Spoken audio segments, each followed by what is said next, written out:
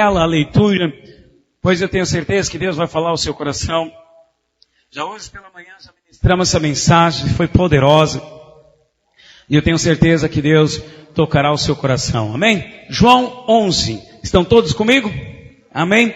Eu acho maravilhoso isso que nós estamos fazendo, porque nós estamos seguindo capítulo por capítulo. Então hoje nós já chegamos no capítulo 11.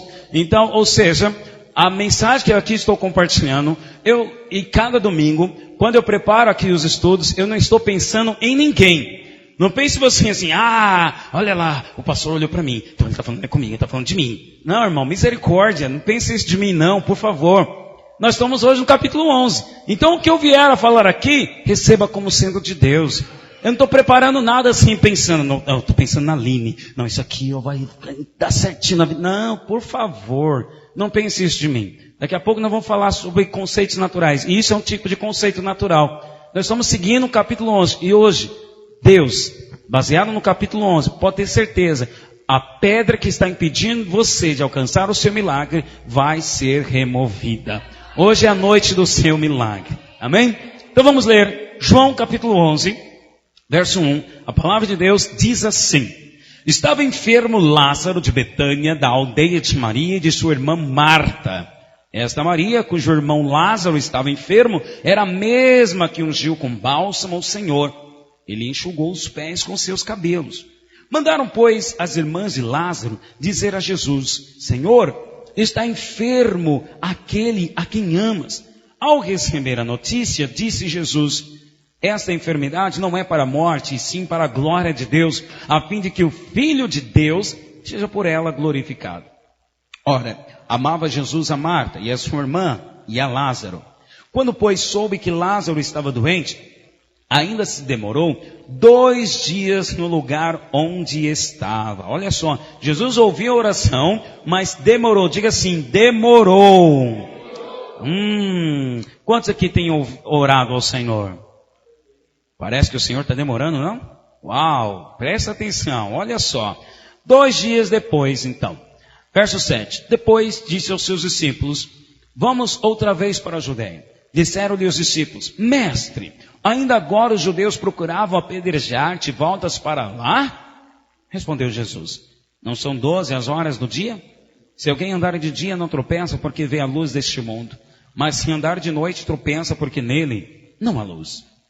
Isso dizia e depois lhes acrescentou: nosso amigo Lázaro adormeceu, mas vou para despertá-lo.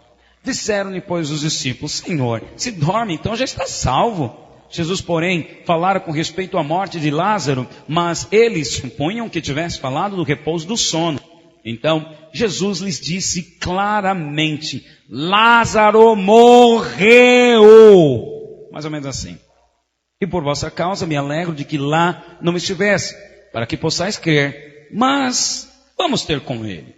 Então, Tomé, chamado Dídimo, disse aos condiscípulos: vamos também nós para morrermos com ele.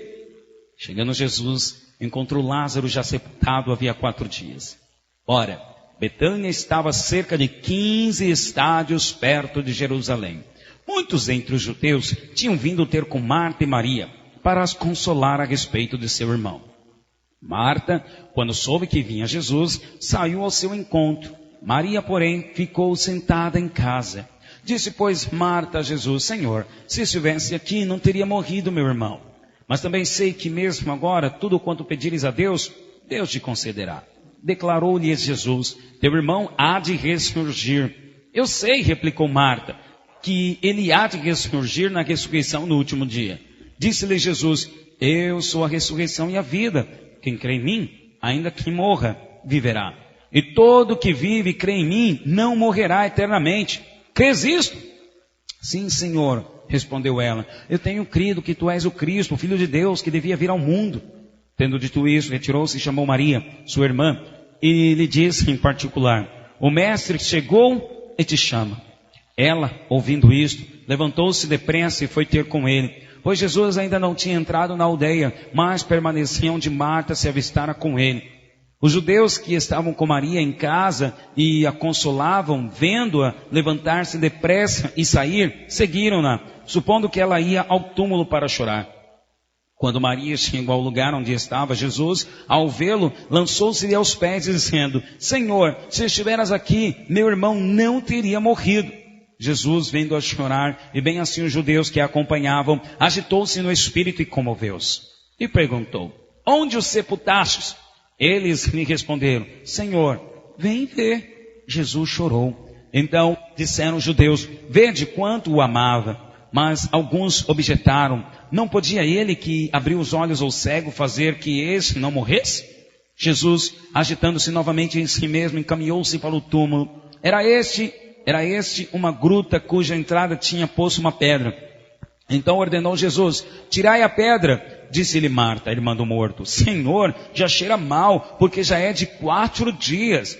Respondeu-lhe Jesus: Não te disse eu que se creres verás a glória de Deus? Tiraram então a pedra, e Jesus, levantando os olhos para o céu, disse: Pai, graças te dou porque me ouviste. Aliás, eu sabia que sempre me ouves, mas assim falei por causa da multidão presente, para que creiam que tu me enviaste. E tendo dito isso, clamou em alta voz: Lázaro, vem para fora. Saiu aquele que estivera morto, tendo os pés e as mãos ligados com ataduras e o rosto envolto num lenço. Então lhes ordenou Jesus: Desatai-o e deixai-o ir. Muitos, pois dentre os judeus que tinham vindo visitar Maria, vendo o que fizera Jesus, creram nele. Outros, porém, foram ter com os fariseus e lhes contaram dos feitos que Jesus realizara. Então os principais sacerdotes e os fariseus convocaram o sinédrio e disseram: Que estamos fazendo, uma vez que este homem opera muitos sinais? Se o deixarmos assim, todos crerão nele. Depois virão os romanos e tomarão não só o nosso lugar, mas a própria nação. Caifás, porém, um dentre eles, sumo sacerdote, naquele ano, advertiu-os, dizendo: Vós nada sabeis, nem considerais que vos convém que morra um só homem pelo povo e que não venha a perecer toda a nação. Ora, ele não disse isto de si mesmo, mas sendo sumo sacerdote naquele ano, profetizou que Jesus estava para morrer pela nação. E não somente pela nação, mas também para reunir em um só corpo os filhos de Deus que andam dispersos. Desde aquele dia resolveram matá-lo. De sorte que Jesus já não andava publicamente entre os judeus, mas retirou-se para uma região vizinha ao deserto, para uma cidade chamada Efraim, e ali permaneceu com os discípulos. Estava próxima a Páscoa dos judeus, e muitos daquela região subiram para Jerusalém antes da Páscoa, para se purificarem. Lá procuravam Jesus, e estando eles no templo, diziam uns aos outros: Que vos parece? Não virá ele a festa? Ora, os principais sacerdotes e os fariseus tinham dado ordem para, se alguém soubesse onde ele estava, denunciá-lo a fim de o prenderem. Diga amém. Levante sua mão direita aos céus, repita assim comigo essa oração. Diga assim: Senhor, eu creio que tu és o Deus Pai Todo-Poderoso, Criador dos céus e da terra. Creio também em Jesus Cristo, ungido de Deus, Filho de Deus, meu Senhor e meu Salvador. Creio na igreja como corpo de Cristo. Creio no Espírito Santo como promessa cumprida de Jesus. E creio na Bíblia como palavra de Deus. Por essa razão, eu peço ao meu Senhor que haja sobre mim a luz, a sabedoria, a graça e o entendimento, em nome de Jesus. Amém. Amém. Pode sentar, meus irmãos. Mantenha a sua Bíblia aberta aí nesse texto. Aleluia. Aleluia. Está acionado aí o F5? Está transicionando. Foi. Legal. Glória a Deus. Irmãos, baseado nesse texto que nós acabamos de ler, eu quero compartilhar com você. O tema é removendo a pedra para o seu milagre. Hoje é noite dessa pedra ser removida, o seu milagre ser alcançado para a glória de Deus. Como eu muito bem disse, toda vez, nós estamos estudando João, e toda vez que Jesus opera um milagre, Jesus está ali, não dizendo uma parábola, mas contracenando uma parábola. Cada milagre que Jesus realiza em João, Jesus quer deixar um princípio, um ensino espiritual. E aqui nesse trecho, onde é apresentado para ele um problema, e um grande problema, um irmão querido está doente, está a ponto de morrer. Esse é o grande problema. Apresentar o problema para Jesus. Nós vimos no final da história, Lázaro morreu, no entanto, ele ressuscitou. Nós vimos que Jesus cumpriu. Toda vez que vinham os incrédulos, Jesus dizia, se creres, já não disse, se creres não verás a glória de Deus? E Jesus manifestou a glória do Pai. Agora, para que o milagre aconteça, como aconteceu aqui com Lázaro, com o irmão de Maria e Marta, é necessário nós percorrermos o caminho do milagre. E nesse caminho existem algumas pedras que necessitam ser removidas. Então vamos lá. Primeiro, quando você tem um problema ou um milagre, me ajuda aí, Fernando, não sei porque meu controle não está funcionando.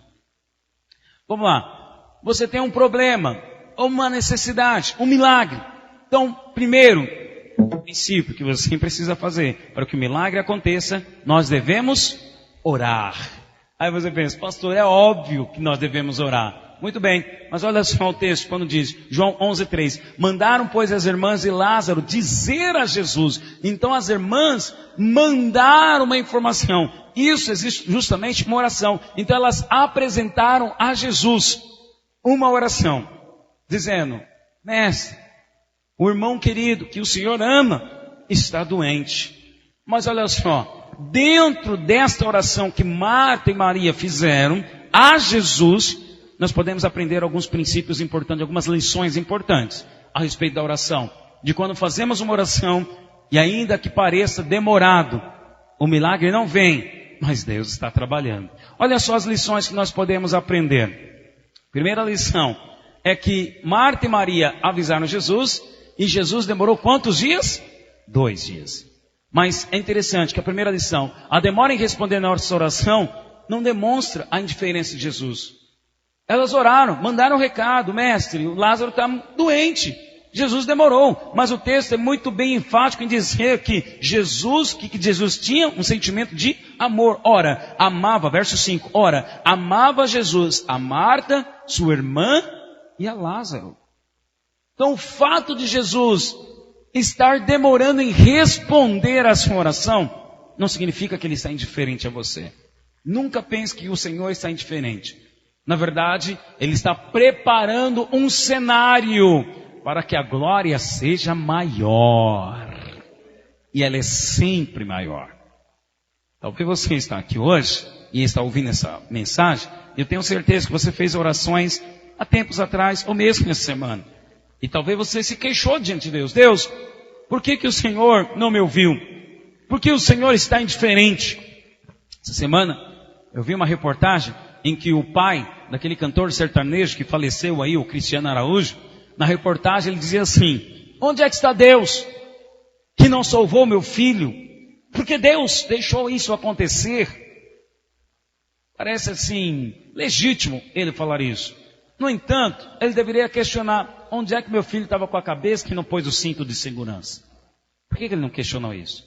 Por que o questionamento é para Deus e não para o homem? Interessante, não? E Deus está demorando em responder essa oração. E talvez você está questionando Deus. Deus, por que o Senhor está demorando? O Senhor não me ama? Tem pessoas que acham que pelo fato de, olha só, acabei de ouvir a Tatiane receber um carro. E eu estou aqui, olha, orando e estou desempregado. Será que Deus ama mais a Tatiane do que me ama? Absolutamente não. Olha só a segunda lição que nós podemos aprender. Que a fé é fortalecida justamente nos dias sombrios. A fé vem pelo ouvir, e o ouvir da palavra de Deus, mas você não vai crescer em fé apenas me ouvindo. Você vai crescer em fé justamente enquanto o Senhor está trabalhando. O teste da sua fé é a demora. O grande teste da sua fé é a demora. Enquanto está demorando, Deus está testando a sua fé. Ele já sabe o que vai fazer. Agora é necessário você acreditar, confiar e esperar. Então o grande teste da sua fé é a demora. É nos dias sombrios que a nossa fé é fortalecida. Marta e Maria acharam, portanto, que olha, né, Deus não é comigo. Não, Deus é com você, querido. Deus, Ele te ama. Deus, Ele não está indiferente à sua situação. Deus não te abandonou. Nunca pense que Deus está indiferente a você. Nunca pense também, ai Deus, mas Deus está demorando em responder a minha oração. É porque Ele está aperfeiçoando você. Eu gosto de uma palavra, hoje conversando com um casal, eles usaram justamente essa palavra, falando assim, acho que Deus está me forjando. Sabe o que é forjar? Sabe o que é forjar? Você lapidar, forjar, você leva, forjar, fala de ferro, você leva um ferro ao fogo, aí depois pega aquele ferro, né, a temperatura, né, alta, altíssima, aí você pega uma marreta e começa a forjar o ferro. Então existem circunstâncias da vida que são como fogo. É o que nós chamamos de prova. E aí o Senhor precisa pegar a marreta dele para ajustar um pouquinho você.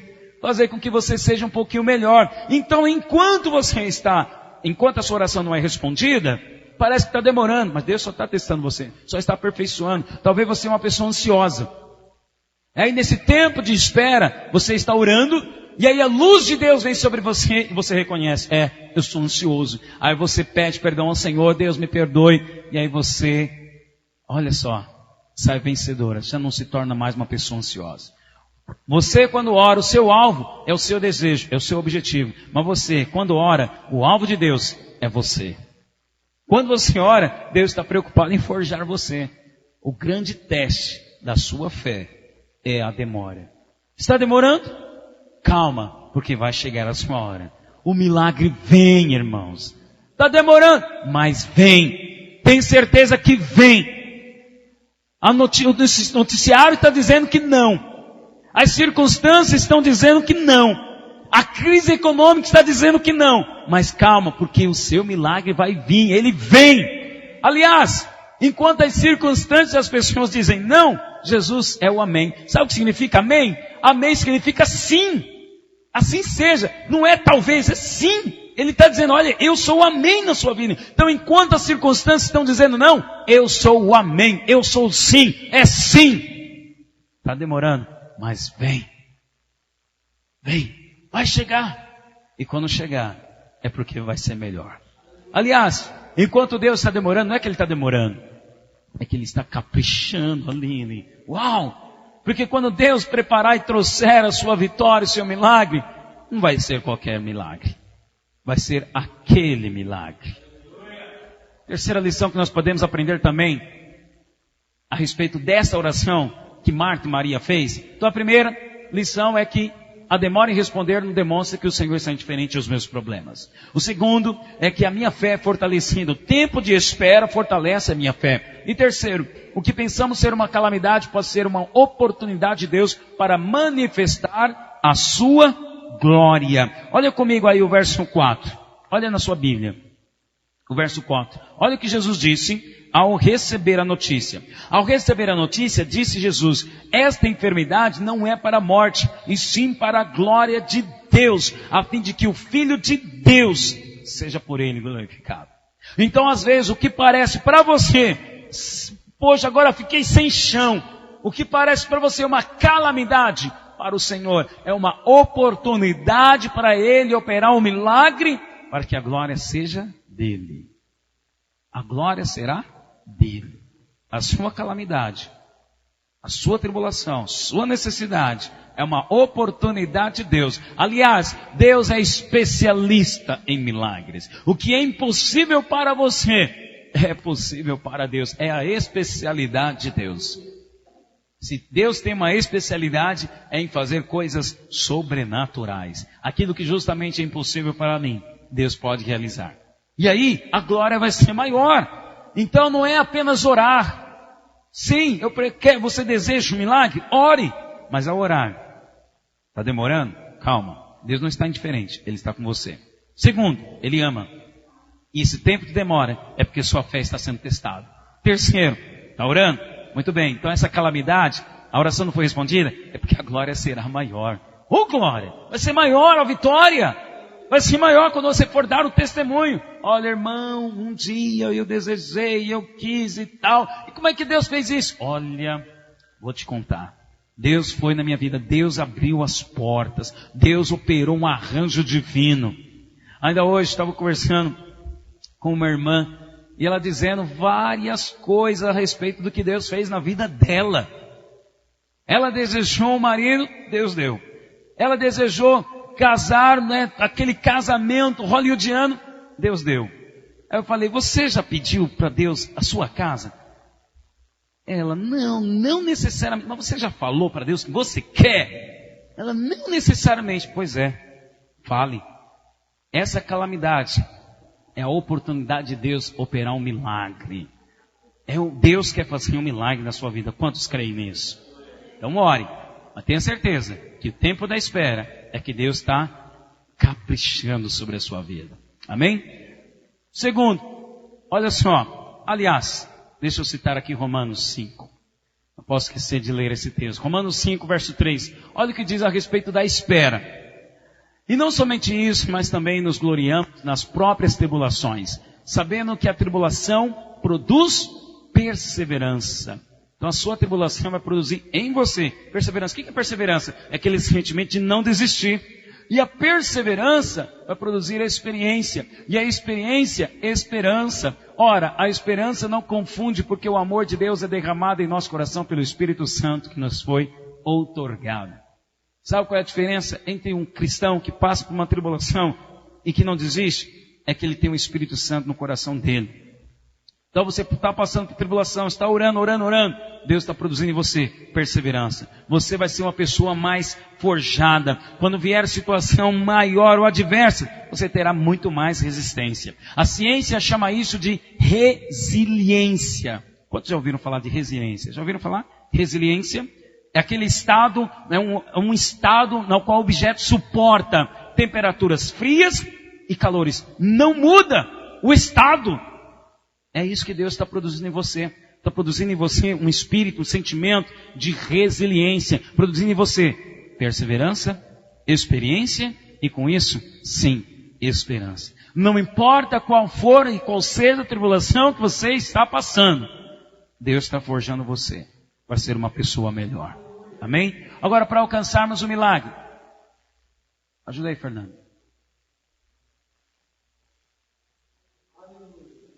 Preciso de um milagre nesse projetor. A pilhação não é nova, Aline. Talvez ele está faltando contato aqui. Olha só. Primeiro, para alcançarmos o milagre, devemos orar. Segundo, para alcançarmos o milagre, devemos vencer os conceitos naturais. Olha o que diz o texto bíblico aí. Em Romanos, João 11, verso 6. Quando, pois, soube que Lázaro estava doente, ainda se demorou 2 dias no lugar onde estava. Depois disse aos seus discípulos, vamos outra vez para a Judeia. E olha o que disseram os discípulos, mestre, ainda agora os judeus procuravam apedrejar-te, e o Senhor vai voltar para lá?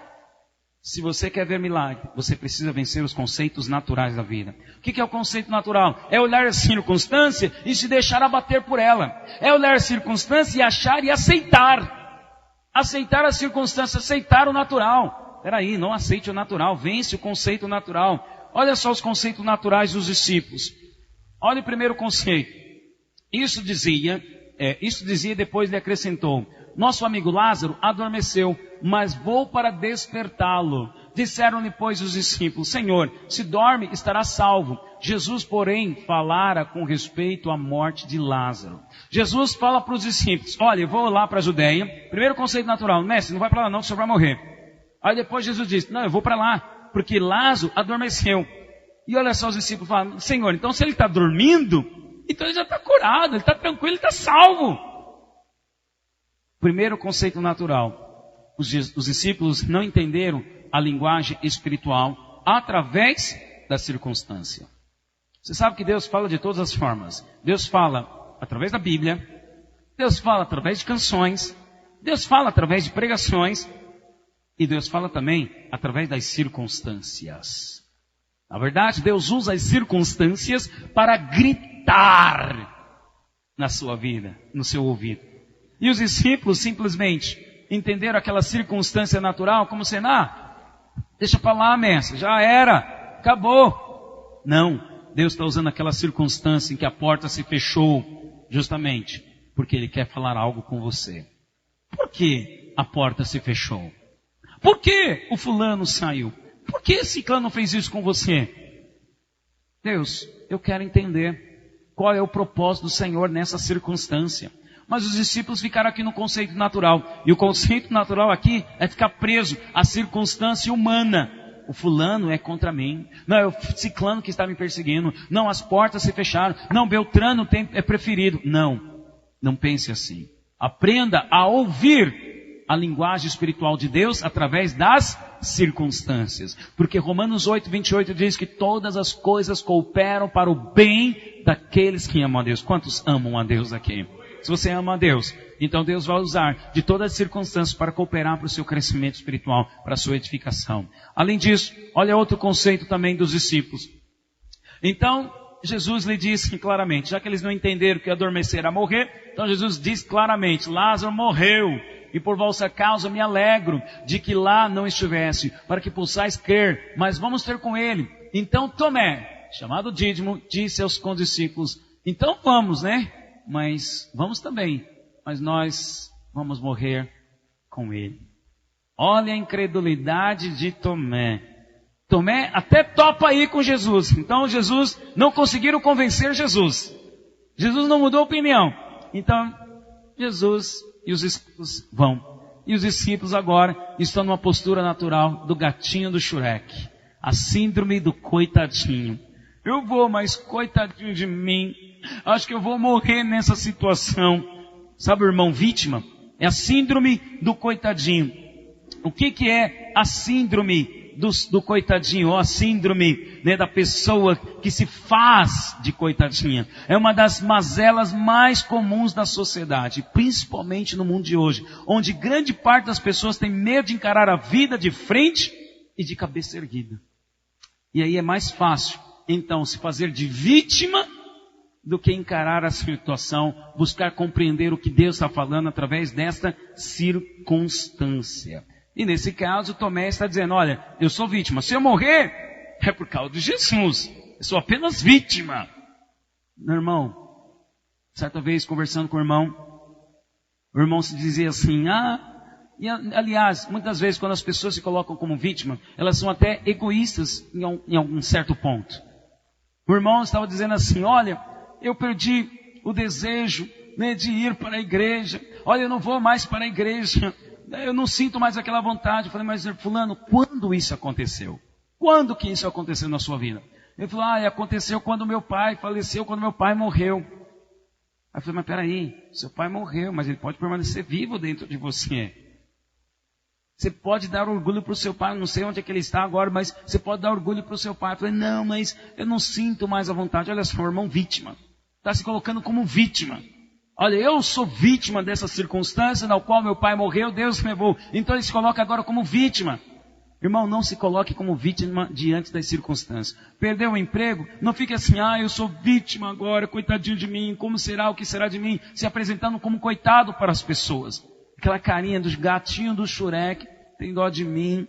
Olha a circunstância da minha vida, eu sou vítima da circunstância. Irmão, Deus está usando a circunstância para falar com você. O que você tem que fazer, na verdade, é encarar a situação. Ser homem o suficiente. Vencer as suas emoções. Aliás, a síndrome de coitadinho só se vence a síndrome de coitadinho se você andar com cristão, pessoas vencedoras. Se você não andar com pessoas maduras na fé e que te ajudam a crescer, você não vai avançar. Você vai ficar sempre na síndrome do coitadinho. Pessoas que falam assim, vou marcar tal evento, ninguém veio, fulano e tal, ninguém ligou para mim, olha, essa semana ninguém me deu os parabéns, essa semana, olha, ninguém veio me visitar. Síndrome do coitadinho. Irmão, erga a cabeça, encara a circunstância. Você está sendo egoísta. Não te ligaram? Não aconteceu como você queria? Então tome a atitude, faça você. Faça você. É a lei de ouro. O que você espera receber do próximo, faça você primeiro. Seja você o primeiro a fazer. Amém? Outra circunstância natural também tem o conceito de Marta e Maria. Olha o que Marta disse. Depois disso, Marta disse a Jesus, Senhor, se estiver aqui, não teria morrido, meu irmão. Marta falou justamente o que disse o pai do Cristiano Araújo. Deus, onde estava o Senhor? Se o Senhor estivesse aqui, o meu filho não teria morrido. Foi o que disse o pai do Cristiano Araújo. E Marta fala a mesma coisa. Senhor, se o Senhor estivesse aqui, meu irmão Lázaro não teria morrido. Existem pessoas que, como Marta, ao invés de orar, elas reclamam. Reclamam da circunstância, reclamam das pessoas e reclamam até de Deus. Então sou vítima. Já está na cima do coitadinho. E agora passa a reclamar. Reclama das pessoas, reclama das circunstâncias e reclama de Deus. Deus, se o Senhor estivesse aqui, isso não teria acontecido comigo. Por que o Senhor me abandonou? Por que o Senhor não veio na hora que eu orei? Por quê?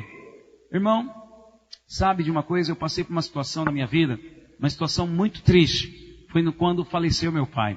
Eu estava dando aula, já contei esse testemunho aqui. Eu estava dando aula, e meu telefone tocou, aí eu resolvi atender. Aí meu irmão falou, olha, o pai está lá em casa, né, sofreu um AVC, vai lá socorrer, porque meu irmão estava no trabalho. Fui lá eu, pedi antes da classe, falei, irmãos, vamos orar aqui, porque eu vou lá atender meu pai, que ele passou um AVC agora. Todos oraram, comecei a orar, ficou 11 dias internado, 11 dias. Oramos, mas veio acontecer que meu pai faleceu. O sentimento de acusação veio na hora, o conceito natural. Mas Deus, eu sou pastor, o Senhor não ouviu minha oração, todo mundo orou. E agora, com que cara que eu vou orar pelas pessoas se nem a minha oração foi ouvida? Como que eu vou orar pelas pessoas agora? Olha reclamando de Deus. Mas eu te falo, era o sentimento, mas eu não tive essa postura e atitude. É como o Salmo 73 que eu li no início da reunião. Salmo 73, o salmista Asaf, ele até declarou, Senhor, meus pés quase se desviaram. Meu coração, quando estava amargurado, ficou embrutecido e ignorante diante da sua presença. Mas agora eu reconheço, a quem tenho eu no céu, a não ser o Senhor. Quando estamos irracional à presença do Senhor, com o coração embrutecido, pode ser que a gente possa reclamar. Mas não tome decisões baseadas no seu sentimento. O sentimento pode até vir, mas não tome decisões, não faça escolha. Creia em Deus. Ainda no conceito natural, Marta diz assim, declarou Jesus, teu irmão há de ressurgir. E olha o que Marta diz, eu sei, Senhor, replicou Marta, que ele há de ressurgir na ressurreição do último dia. A teologia de Marta dizia que a ressurreição só iria acontecer no último dia. E Jesus está dizendo, olha, não, mas peraí, eu vou fazer o milagre, é agora. Jesus estava falando que o milagre iria acontecer agora, mas para Marta seria só no último dia. Outro conceito natural, a sua teologia, ela pode se atrapalhar. A teologia que te leva a amar a Deus, a teologia que te aproxima de Deus, ela é boa. Mas a teologia que te leva a ser uma pessoa crítica e a achar que Deus só vai se mover daquele jeito ou formato em que você aprendeu, isso é uma teologia que pode